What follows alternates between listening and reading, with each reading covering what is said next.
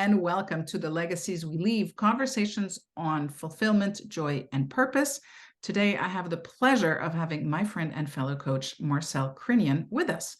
So Marcelle is a clinical psychotherapist and certified high-performance coach who helps driven, successful business leaders to consistently perform at their highest level and accelerate extraordinary success in all areas of their work and life, while ensuring they effectively navigate the mental challenges of stressful, fast-paced, high-pressure environments.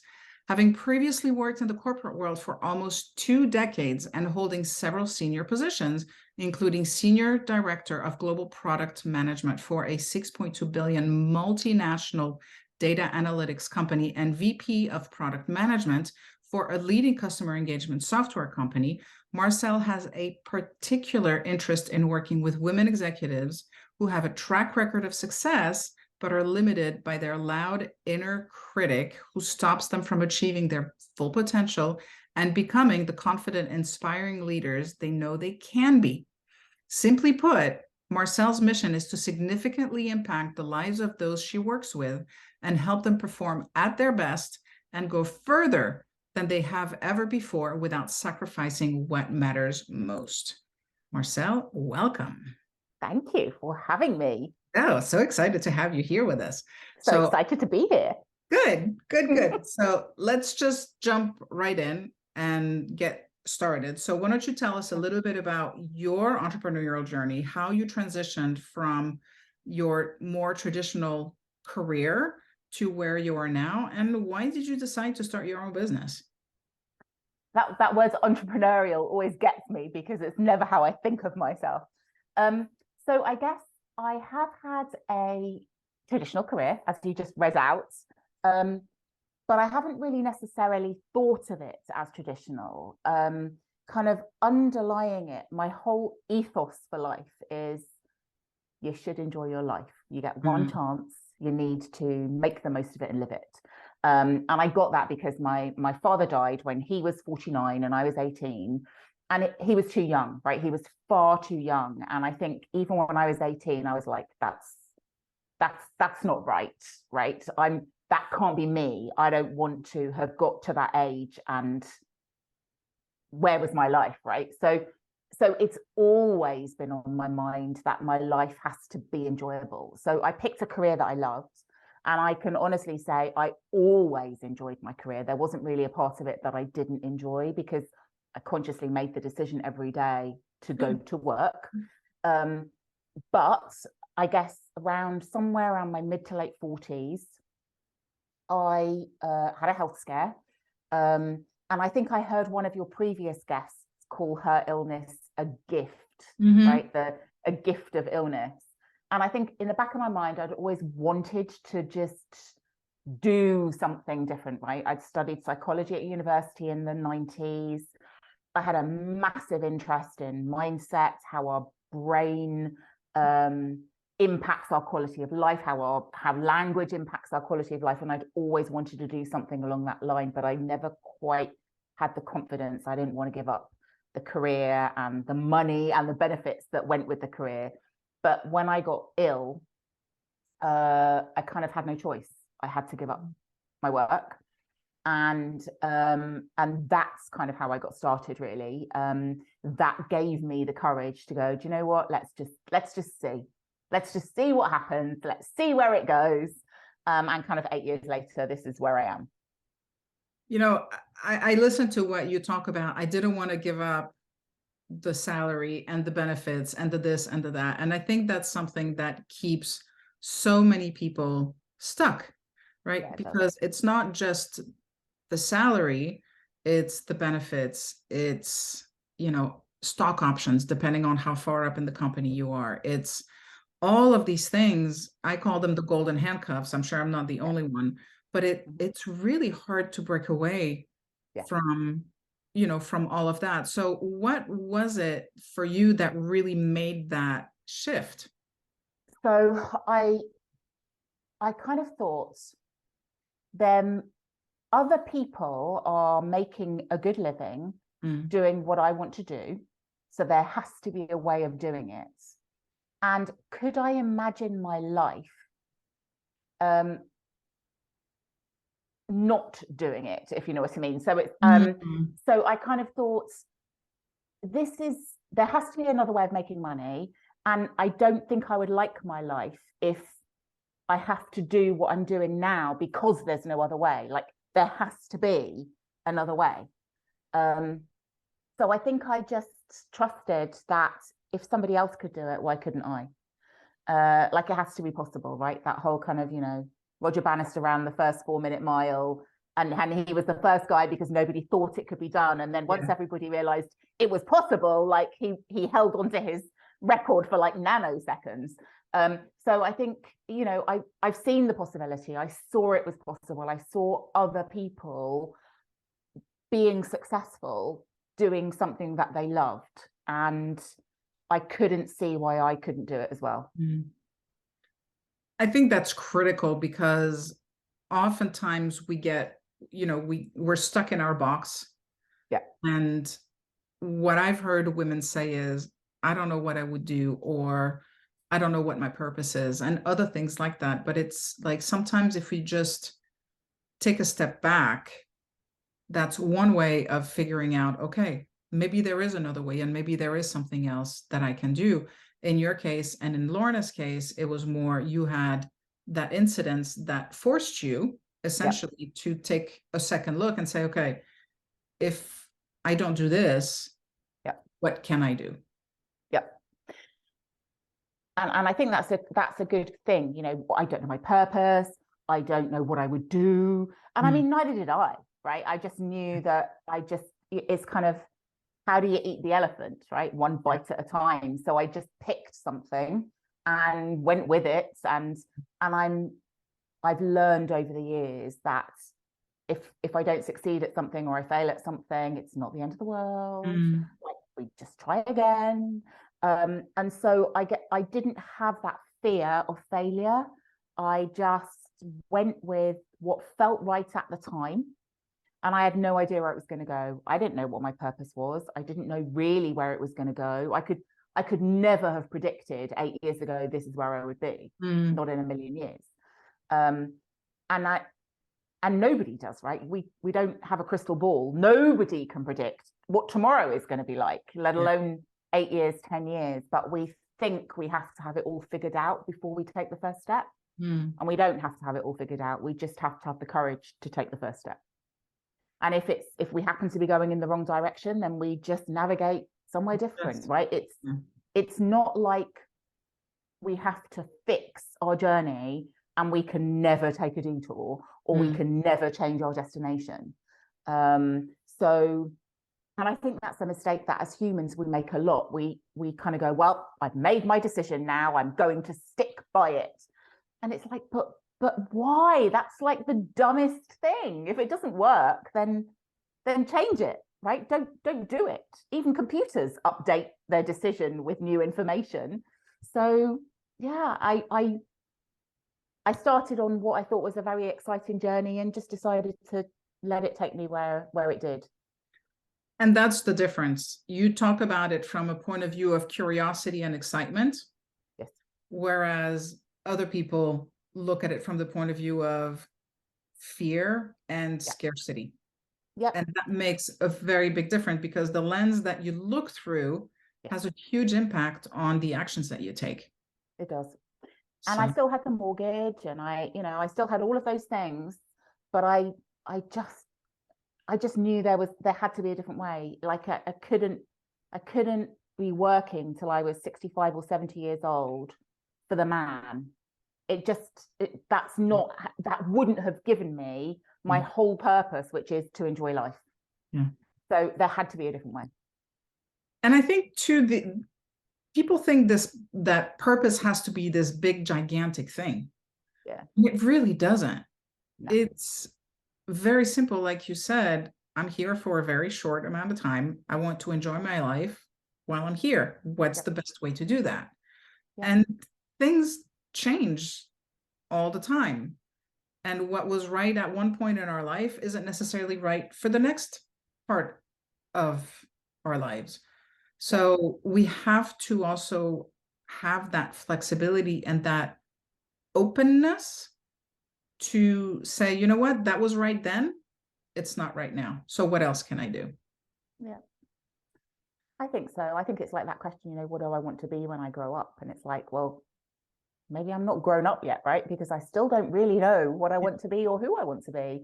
And you're right, it's just constantly evolving. I wanted to be a maths teacher when I was 10, so why is what I wanted at 10 acceptable to change, but what I wanted at 30 isn't acceptable to change? Who said? Well, you didn't have responsibilities when you were 10. Now you have responsibilities. Oh, no, don't tell me that. It's true. But, you're right. We do have responsibilities, and that can change the lens through which we see things. But I don't think that responsibilities have to be something that stop you from living. It doesn't have to be a crutch. Or a yoke. Use it as something to fuel going in a different direction instead of using it as an quote unquote excuse for staying in a job where you're miserable, for example. And I think we often, when we make decisions, we do things because we think we have to or we should, right?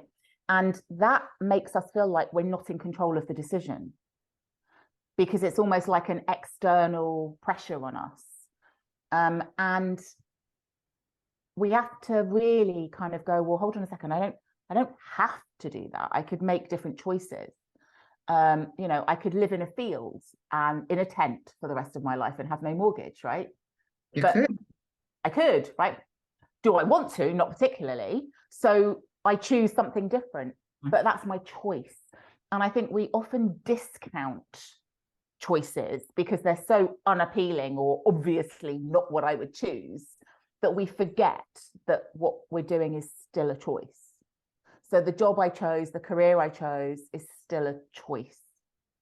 And I could choose to live somewhere cheaper, right? Or I could choose to, I'm oversimplifying, and I don't mean to, because obviously we have rents to pay, we have mortgages to pay, we have bills to pay. But within that remit, you've then got a lot of options of what job do you do? What career do you choose? And yeah, I think we often forget that it's a choice.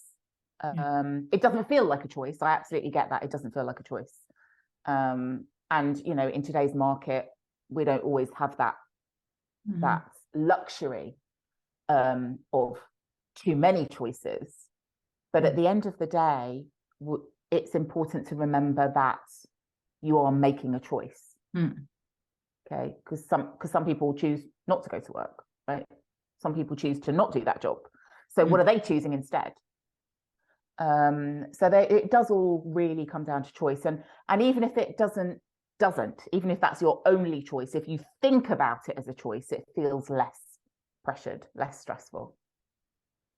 And it's also the difference between approaching your life from a victim mentality where this is all happening to me versus taking 100% responsibility for your life, right? Because we can always, it doesn't mean that we're responsible for necessarily all of the things, especially some of the negative things. If somebody's been assaulted or, fire in the house, whatever the case may be, but we can always choose how we look at that situation and what we can, going back to the gift, right? What is the gift in here? What is the good thing that can come out of this so that I don't stay focused on woe is me and I'm a victim of my circumstances happened to me? Because a lot of times our decisions and our choices bring on the things that happen in our lives. They can do. And I think we always, we never have control over the things that happen to us. Nope. Ever. Okay. And yes, kind of a lot of things have happened to me too, right? And a lot of things have happened to all of us. And it's then our choice. How do we use that experience? Do we allow it to define us and the rest of our life? Or do we find a way to overcome it and make it a superpower, make it a strength? But yes, we can't change anything that happens to us. The only thing that we can ever control is how we think about it and then what we do about it. Yeah. But those two things are always in our control. Yeah, it's about changing the story around it. It is. And yeah, it is about change. It's about changing the narrative. It's about kind of going, do you know what? I accept it's happened, but it doesn't have to define me. Or I choose how it will define me. Yes. Right, I choose because how this it can define positively or negatively. So. Totally. Yeah. Yeah. So what would you say, I mean, you touched on it before, what would you say is your sense of purpose in life? How did you kind of discover that? And how do you strive to fulfill that every day? So really my purpose is driven by ensuring I live my life, like I live it. I choose it consciously every day in the way I want to live my life. And that kind of came because my father died when I was 18, he was 49, and I just thought that was far too young.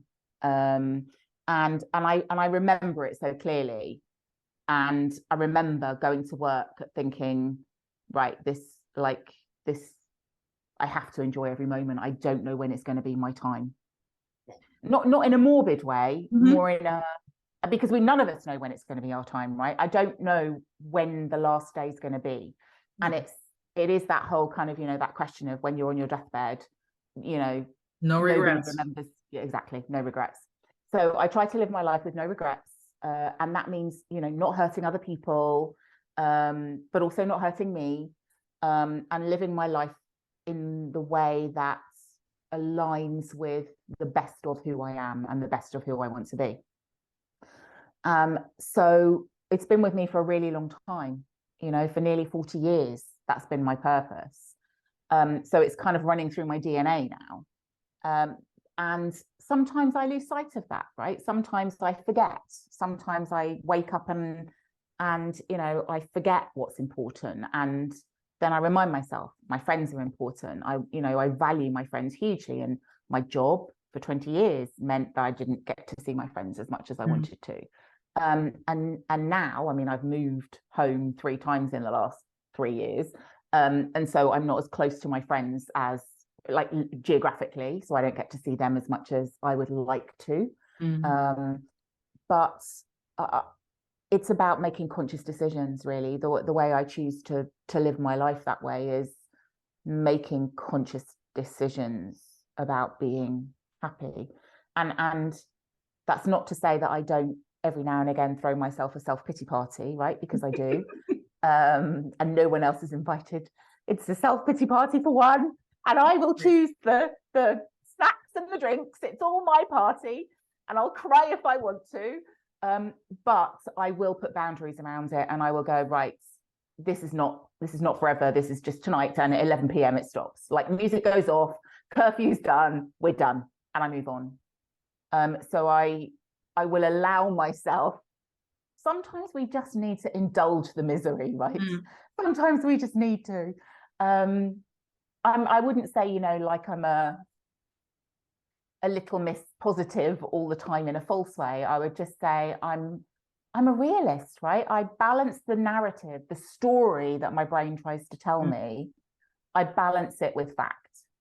And I always try to see both sides, not just the positive side, because that can be just as annoying as seeing the negative side.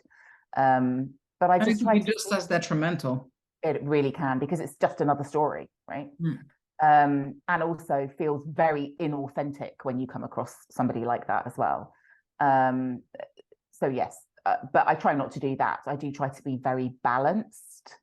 But yeah, I try to live my life in a way that if I look back on it, I go, do you know what? Yeah, no regrets.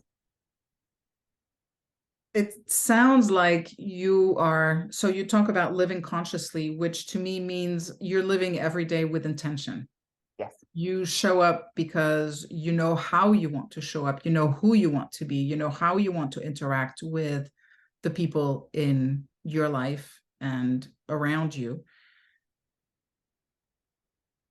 I also see that a lot of people just show up, and it happens to me, show up without that intention. They just show up in life like Kramer walking into into Seinfeld's apartment. You know how he does, where he opens the door and he's like, ta-da. And I don't, but I can see what you mean. We don't get that in the UK.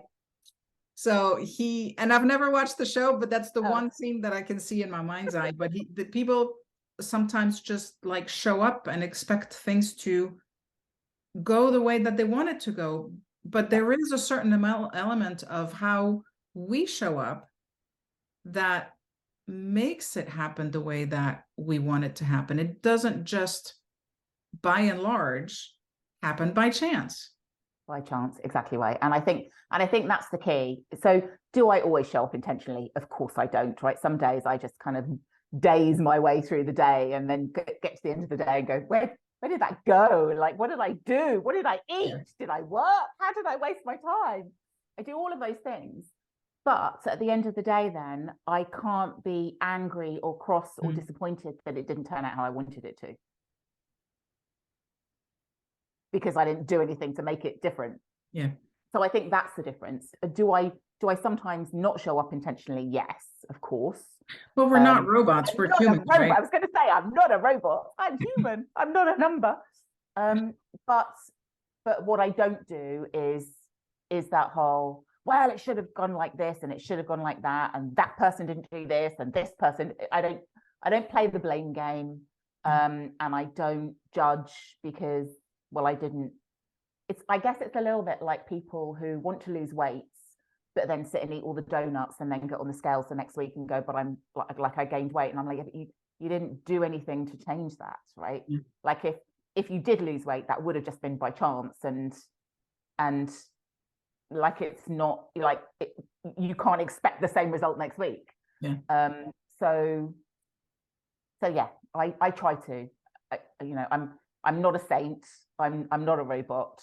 I don't always show up as my best version, as I'm sure my partner would attest to. But I do try to check in with myself on a regular basis and check that I'm still doing what I want to do, that I'm still happy with who I am, that I'm doing the best job I can for my clients, and that I'm not unintentionally wasting the time that I have here. And it's incredibly, when you play that blame game, it's incredibly disempowering, right? Because it just says, I have no control over everything, when we know that's not true. We talked about it before. We can make choices. We can make decisions. We can live by certain standards that will stack the deck on our side so that our life goes in the direction that we want it to go in. Yeah. So, and if you can't, then somebody will know how to and can teach you. Yeah. Because I think often people get stuck because they go, well, I don't know how to do that. And it's like, well, most people don't know how to do that. They have to learn, right? These are skills. They don't teach this at school, along with like math and home economics, right? So they are skills, but a lot of people will be able to teach you how to adopt these skills. Because I think a lot of people get stuck in the how. They don't move forward because they're, well, I don't know how to do that. And so my question is, but do you even know what you want yet? Like, don't get stuck in the how until you know the what. And then you can identify the who, and they'll teach you how. But before you can do all that, you need to figure out why you're doing it, because your why is what's going to drive you, and that's what's going to push you, and it's what's going to keep you going when things get tough, because invariably things will get hard. But when you have that bigger vision that's pulling you, it makes it easier to stay on track. It does. Yeah. So, and I don't think many people I certainly didn't until, in the last decade of my years, actually sat down and thought, why am I doing what I do? Why is it so important to me? you're right, I would probably go on the right, I'm going to do this and I'm going to do that, and I'd focus on the what because I'm practical and I like to keep moving. And we like to check the box. Yeah, exactly. Tick the box towards perfection. Okay, tick the progress box, without really necessarily even knowing why I was doing it or what direction I was going in. So quite often I would hit a dead end and have to retrace a bit. Yeah. But I guess that comes with age and experience, doesn't it, really? Maybe not age, but experience, as in how many times you do the thing. I was just quite old before I started doing the thing. So yes, age plays a part in my journey, but I'm sure there's much younger people who learned the lesson a lot earlier than I did. Oh, yeah. So how has your understanding of legacy and purpose evolved, or has it, over the course of your life? And how do you, if you do, see it continuing to change in the future? That's a really good question. So not that the others weren't good questions, but legacy is one of those words that I struggle with a little bit. And I think what it used to. So for me, a legacy was something that you left your children, right? Like a legacy in a will. And as I got older and I didn't have children, I was like, well, what's my legacy? Like, what's my legacy? Who's going to remember me when I'm dead, right? And I think once you take ego out of that, then I realized actually my legacy is my purpose, which is, I mean, they're very interconnected in that it's not about me. It's about, I mean, I want to know that when I died, I made a difference. And it doesn't have to be about me. It doesn't have to be my name, but I just want to know that the collective, if you like, has benefited somehow from my little short visits on this earth. Yeah. And so that's now how I see legacy. It's not like, the old photos and the dishes that I leave in my will. It's what did I do when I was here? What difference did I make? Or did I just take up somebody else's oxygen because I don't want that to be me? So I think about legacy like that now. So I mean, who knows if my definition will change in the future? But right now, that feels okay. Yeah. That feels congruent with who I am right now and where I want to be going. I can't say whether it will change in the future, but right now that feels okay. It's about the impact that we want to make, right? Yes. It's about knowing that, like you said, while I was here, I impacted people in a positive way. I tried to make their life better. I gave of myself so that they could have what they wanted. Yeah.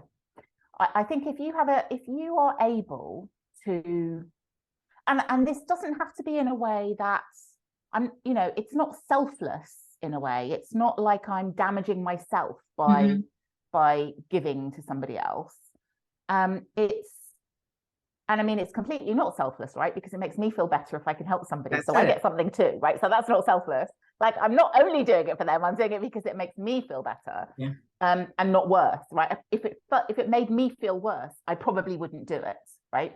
So I'm still getting goodness, good hormones, happy hormones, because I'm helping somebody else. But I feel like if you have, this is going to sound so fluffy, and I'm not one of those people, right? But it's like, if you have a gift, if you are able to help somebody improve their life in some way, who are you to not do that? I think you owe it to them to show up and to share. And to me, but I owe it to me, because if I don't do that, then I would feel bad about myself. If you know what I mean. Like, I'd go, well, it's even like, helping a little old lady across the road who can't help. It's like, well, if I ignore her and I leave her at that side of the road, what does that say about me? Yeah. Okay. So in a way, it is still about my ego. It is still about me, but I don't want to be the person who leaves the little old lady standing on the side of the road and she has to wait for somebody else to walk her across. because it's no harm to me Yeah. to just help her. So yeah, I think that's my definition right now. It feels okay. It's very similar, if not almost identical to my definition. Yay! What's your definition? No, it's the same thing. It's really when I left my corporate gig, I left because I didn't want what I was doing to be my only legacy. Mm-hmm.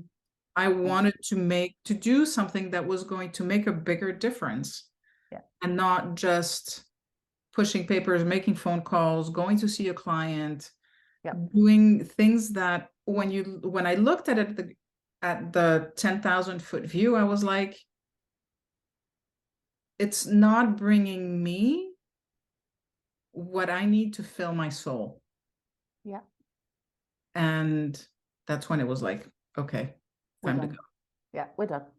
And I think that's it. For me, it was the making money for the man. I'm like, I don't understand why I'm spending my whole days just making money for people who already have loads of money and actually don't seem very happy about it.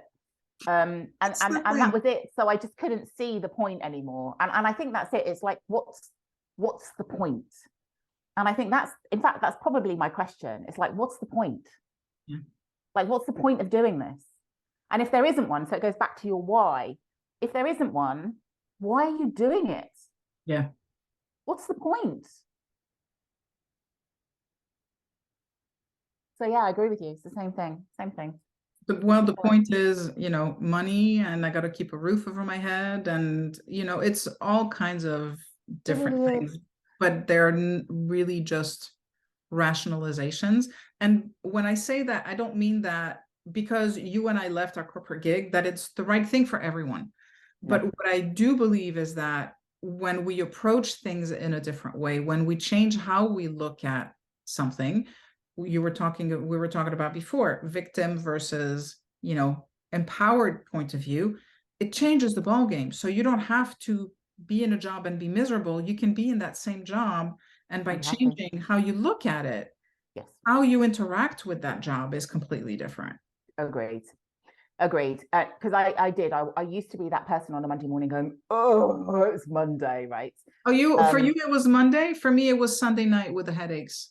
Oh, really? Because so you all started earlier. We started a little bit earlier.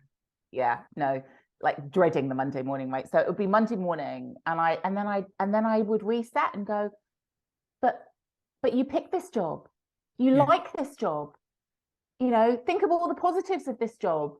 And even if you don't like the job, think about the money, think about the benefits, think about the positives that it's giving you, right? There's always something, even if it's keeping a roof over my head for right now, right? So it's got a benefit, right? But yeah, I think a lot of people have that Monday morning thing, don't they? Or the Sunday night thing. And you have to be really careful that Sunday it's that, that creeping day of death, right? Where suddenly then it's Saturday night, and before you know it, Friday's it's just 2 days to Monday. It's that. So it just, but at some point you have to draw a line. No, I hear you. But you're right. I think how you think about anything becomes your truth. Yeah. So you can choose to go to each day, you can choose to go to your job every day miserable, or you can choose to go to your job every day happy. Yeah. That's your choice. Totally. That is in your control. So maybe you don't like it. Well, we all do things we don't like, right? There are things we do that we have to do that we don't like, particularly like washing up. Like I hate washing up, and ironing. In fact, ironing is not something I have to do, and I never do it. But there are things we have to do. Well, suck it up, right? They're things that actually improve our life. So yeah, but I could just enjoy the washing up and go, well, do you know what? I love having clean cups. There you go. I like an empty sink. Me too. So there you go. There's exactly right. You see? So how you choose to look at the thing changes how you see the thing. Yeah, totally. Yeah. So What's the biggest struggle that you're comfortable sharing, that you've experienced? How did you get past it? And what did you learn and grow? How did you grow from the experience? How many hours do you have? Just pick one. I know, yeah, I'm trying to think of one. So there's been so many, to be honest. And I think the difficulty I have with that question is I don't necessarily see things as struggles. Okay. So So let me ask it to you this way. but I know What's what you're the asking. biggest lesson you've learned on your journey? So okay, so those now I have two different answers. So I'm going to answer the first one first, which is I think the struggle that I had that lasted the longest was when I worked in the corporate world, because I hadn't necessarily learned all the mindset stuff yet. And that was when as I got promoted, I really struggled with confidence in myself. Okay. It was like, part of me was like, I really deserve this. Like I've worked really hard. I really deserve this. And the other part of me was kind of going, you can't do this. They should have picked somebody else. Like you're not as good as he is. Like he should have got the job, right? And I struggled with that for a really long time, actually. And I think as I learned how to have more confidence in myself and ignore that little inner critic voice sooner, then I might not even have left the corporate world, right? I might have got over my illness and gone back. But I think it did kind of ruin some of my enjoyment, because there was always that little voice of doom and dread, that I couldn't quite silence. And I think now that I've learned more about it, it doesn't bother me really anymore. So it came up again like 8 years ago when I trained as a therapist, and then when I trained as a high performance coach. The little voice that goes, who's going to want to take you? Yeah, who are you? Yeah. Everyone else is way more successful. You're like, you can't do this. Like, you're no good at this, right? So the same voice, it haunts you in whatever guise it takes. But I'm much faster now at silencing it. And I do that through kind of, as I talked about before, that balanced thinking of, well, hold on a second. That's one side of this story that my brain is telling me. Where's the evidence that I can do this? Where's the evidence that I am successful? Where's the evidence that says this is why they promoted you? Where's the evidence that says, hold on a second, you've worked with hundreds of clients who all had like hundreds of success stories? Like, you're making a difference. So stop with the noise, right? So I've got much better and much quicker at silencing that voice. And do you have like a trigger that says, oh, wait a minute? Or is it just basically paying attention to your self-talk and realizing you're speaking negatively and then making that shift? So it's the second one, but that's because pretty much all the work I do with my clients is about making them more aware of the language in their heads. So I know for many, many people, it's about noticing, getting in your body and feeling your body more. But I'm not that person. I'm the thought language nerdy person, right? Because my doctorate was in how our brain processes language, and how that can cause an effect to our quality of life. So language is my thing. And of course, thought is just inner language. So I teach all my clients, well, not all of them, but the ones who come to me for mindset work or imposter syndrome type stuff, I will teach them to spot language patterns that might be threatening their well-being, their confidence, their sense of worth, their sense of value, whatever it might be. So I'm so aware of those patterns that if I use one myself, which of course I will, right? Because again, not a robot, then I notice it really quickly. And I've been practicing this stuff. I mean, I first learned this stuff 31 years ago. I mean, Wow. it's a long time. So I'm aware of it. I'm aware when I use it. And I teach my clients how to reframe those thoughts. So I'm pretty good at like catching them fast and just like throwing the ball back, and then just letting it go. Like I used to teach mindfulness, so I'm really good at kind of noticing thoughts, but just noticing them just as a stream of noise, and I don't have to hang on to the thoughts at all. I can just let them go. Then they're just thoughts, right? Thoughts aren't real. So that little voice, that's not real. It's still just a thought. So I guess that's my lesson. The biggest lesson I've learned is how to develop more inner confidence and trust in myself. Yeah. By ignoring or reframing or rewriting the narrative of the thoughts that my brain gives me, the ones that kind of have lived in my head for far too long. And you know, they live there now. It's not like I can get them out. But they're getting quieter and quieter, and they're kind of almost filed in, you know, in the bottom of a filing cabinet, gathering dust that doesn't really get open very often.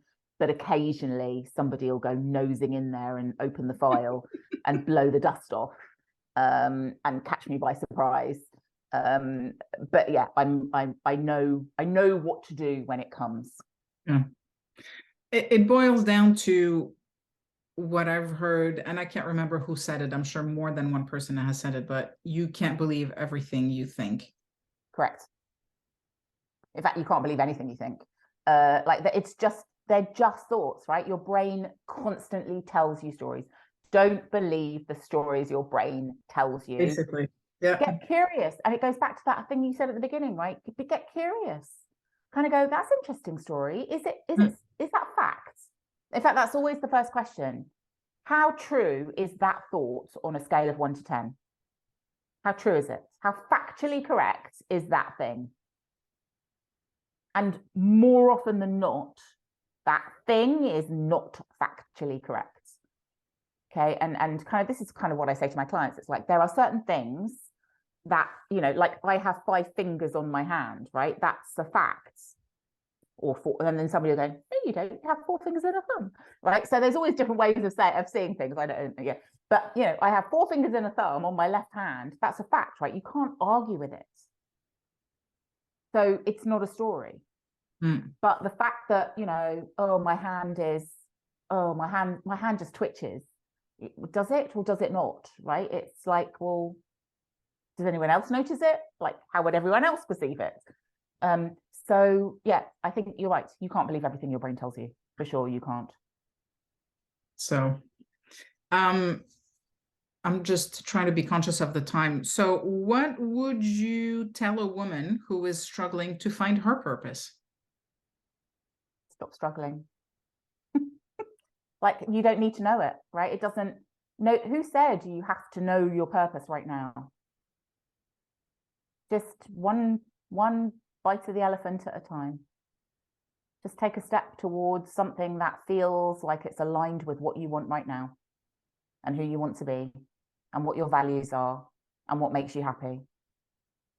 And you may be on the path to your purpose, or your purpose may find you, or maybe you'll never know it. Maybe. And maybe it will change from year to year. So I think don't struggle. I think we get hung up on that. You know, that question, what's my purpose? And I think just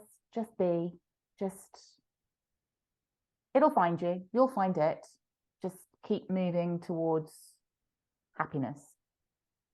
I think the more we move forward and try to align with the things that make us happy and that make us come alive and make us feel joyful, the more we get closer to figuring out what our purpose is, because our purpose is never going to be something that doesn't feel good.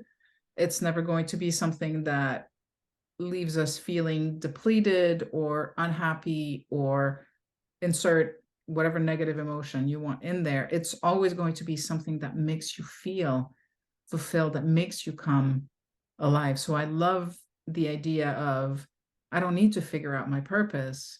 I just need to keep doing more of the things that make me happy, because that will get me to my purpose. Yeah. And I think it's that whole, life is a journey, not a destination. So for me, purpose is, then once you found it, then what? Yeah. Like why is it so important? What comes after it? Okay, I found it. Now what? Now what? So, What do you do with that? Yeah. Yeah. So I think it doesn't matter. Just keep being happy. Just intentionally choose happiness. You'll end up somewhere. Yeah. Oh, very true. Very true. So things don't always go the way we want them to go. Life often likes to throw us curveballs from time to time. So how do you stay motivated and inspired when life does go sideways? I just remember what I have control over, which is how I think and what I do. Like, that's it. It will always throw curveballs. And I think my core belief used to be I'm useless. Like, that was my core belief. And now my core belief is I can deal with anything. That's a good core belief to have. It's taken me a while, but I honestly think I can, because it goes back to that I'm a small pin in a very large world, and I can't believe that life is giving me something that no one else has ever experienced before. So somebody else made it. Why can't I? Yeah. I'm not special. I'm just going through something that many, many other people have been through. So we'll all be okay. I think that's it. It makes me think of what Brandon always said, which is trust in your ability to figure things out. Because at the end of the day, that's what it is, right? Yeah. We have to have that certainty that no matter what comes our way, we will be able to figure it out. Because how many examples do we have in our life so far of situations that fell on our lap that we had no idea how to manage them, what to do with them, how to deal with them? Yeah. And we did. Yeah. So we figure it out as do. we go. Or it becomes like that really important piece of paper that lives on your desk for 3 years, and then you realize it wasn't that important after all. One of the two, right? Yeah. No, totally. Totally. Yeah. So, all right. So are you, how can people find you? Do you have anything going on right now? Any upcoming webinars, master classes, whatever, or just tell us how people can find you? I'm kind of like that guest that goes on a chat show and goes, I don't have a book to sell. Yeah, no, I have nothing. Like, no, there's no promotions. I work with clients, typically one-on-one, sometimes through businesses, sometimes not through businesses. They find me all by themselves, usually by somebody that's referred them to me. I do work with teams in corporations, but all of my details are on my website, which is just www.drmarcellecrinean.com. So drmarcellecrinean.com. I'll put it in the no forward slashes. Yeah, just drmarcellecrinean.com. That's it. And yeah, thank you. Anywhere on social media? Oh, good question. So I'm on LinkedIn.